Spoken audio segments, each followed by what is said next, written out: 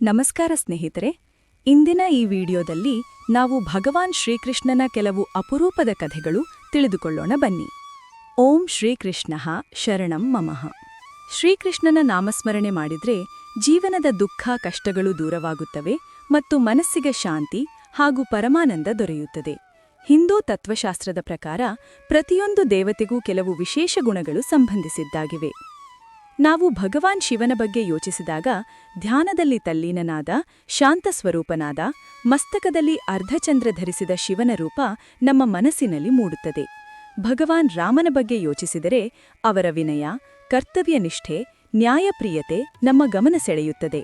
ಅದೇ ರೀತಿ ದೇವಿ ದುರ್ಗೆಯ ರೂಪ ತಾಯಿ ಸ್ವರೂಪದಂತೆ ಕಾಣುತ್ತದೆ.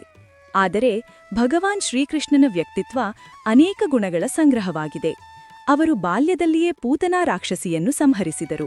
ತಾಯಿ ಯಶೋದೆಗೆ ತಮ್ಮ ಬಾಯಲ್ಲಿ ಸಂಪೂರ್ಣ ಬ್ರಹ್ಮಾಂಡದ ದರ್ಶನ ಮಾಡಿಸಿದರು.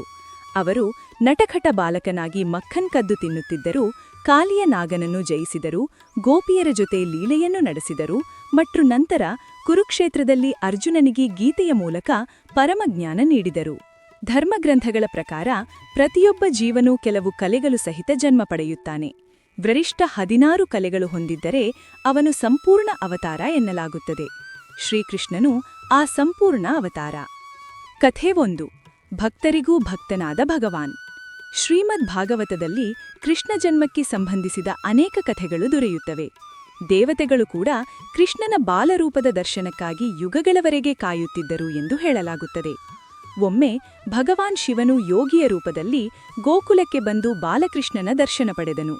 ಇದನ್ನು ನೋಡಿ ಋಷಿ ನಾರದರು ಶಿವ ಮತ್ತು ಕೃಷ್ಣರನ್ನು ಕೇಳಿದರು, ಯಾರು ಯಾರ ಭಕ್ತರು?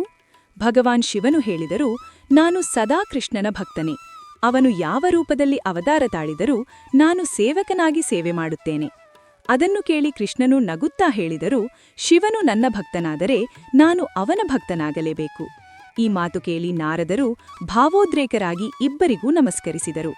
ಇದರಿಂದ ತಿಳಿಯುವುದು, ಕೃಷ್ಣನು ಭಕ್ತರಿಗೂ ಭಕ್ತನಾಗಿರುವ ದೇವರು. ಭಕ್ತನ ಪ್ರೀತಿ ದೇವರನ್ನು ವಶಪಡಿಸುತ್ತದೆ. ಕಥೆ 2. ಗೋಪಿಯರ ಭಕ್ತಿ ಮತ್ತು ವ್ಯರ್ಥವಾದ ಅನ್ನ. ಒಂದು ದಿನ ಗೋಪಿಯರು ಕೃಷ್ಣನಿಗಾಗಿ ವಿಶೇಷ ಭೋಜನವನ್ನು ಸಿದ್ಧಪಡಿಸಿದರು.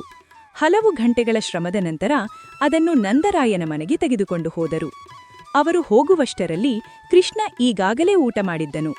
ಅಲ್ಲಿದ್ದವರಿಗೆ ಗೋಪಿಯರ ಪರಿಶ್ರಮ ವ್ಯರ್ಥವಾಯಿತು ಎಂದು ಅನಿಸಿತು.